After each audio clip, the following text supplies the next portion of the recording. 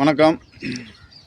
முதல்ல மகாபாரதம் எப்படி உதயமாச்சு, யாரால் அது அது உதயமாச்சு அப்படிங்கிற விஷயம். முதல் மகாபாரதத்தை எழுதிய வியாசரை பற்றி நம்ம ஃபஸ்ட்டு தெரிஞ்சுக்கலாம். அதாவது மகாபாரதத்தை வியாசர் எழுதலை. அவர் என்ன பண்ணுறாரு அப்படின்னா, அப்படியே தியானத்தில் உட்கார்றாரு. இந்த உலக மக்களையும் இந்த உலகத்தையும் நினச்சி அப்படியே ஒரு தியானத்தில் உட்கார்றாரு. இவருக்கு மலன்னு ஒரு கதை ஒன்று ரெடி ஆயிடுது. இப்போ இருக்கிற டைரக்டர்ஸ் மாதிரி டக்குன்னு ஒரு கதை ரெடி ஆயிடுது. அந்த கதை ரெடியான உடனே அதை எழுதுறதுக்கு ஒரு ஆள் வேணும்ல. ஆஹா, யாருக்கிட்ட போய் நிற்கிறது? அப்போல்லாம் எழுத்தாணி எதுவுமே கிடையாது. இதை எழுதி வச்சா தானே பிற்காலத்தில் யாருக்கிட்டையாவது சொல்ல முடியும். அதை திருப்பி அப்படியே அந்த யோசித்த விஷயமாகவே அப்படியே திருப்பி சொல்ல முடியும் அப்படின்னு சொல்லிட்டு பிரம்மதேவனை நினச்சி தியானம் பண்ணுறாரு. அவர் பிரம்மதேவன் அவருக்கு முன்னாடி வந்து நிற்கிறார். தியானத்தின் பலனாக வந்து நிற்கிறாரு. நின்ன உடனே என்ன வேணும்னு கேட்குறாரு.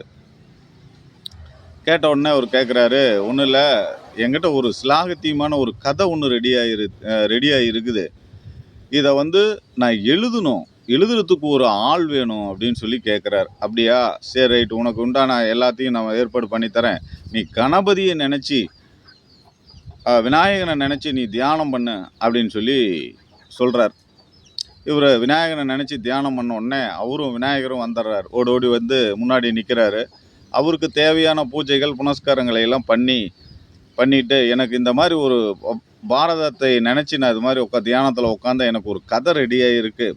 அந்த கதைக்கு எழுதி கொடுக்கணும் நீங்கள் அப்படின்னு சொல்ல. நான் எழுதி தரத்துக்கு தயாராக இருக்கிறேன். ஆனால் ஒன்று, நீ நிறுத்தாமல் சொல்லணும். என் எழுதுகோள் வந்து எந்த இடத்துலையுமே நிற்காது. அதுக்கு தகுந்த மாதிரி நீ சொல்லிக்கிட்டே வரணும்.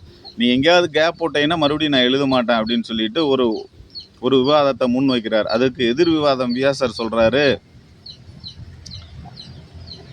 நான் சில சொல்லிக்கிட்டு வரும்போது சில சூட்சுமங்களாக சில விஷயங்களை நான் சொல்லுவேன். அந்த விஷயத்தை புரிதலோடு நீ அதை எழுதுவதற்கு நீங்கள் தயாரா அப்படின்னு சொல்கிறார். ஓகே, நான் தயார் தான். சிரிச்சுட்டு ஓகே, நான் தயார் தான், நான் எழுதி தரேன், சொல்லு அப்படின்னு சொல்லிட்டு எழுதப்பட்ட கதை. அப்படி எழுதப்பட்ட கதை தான்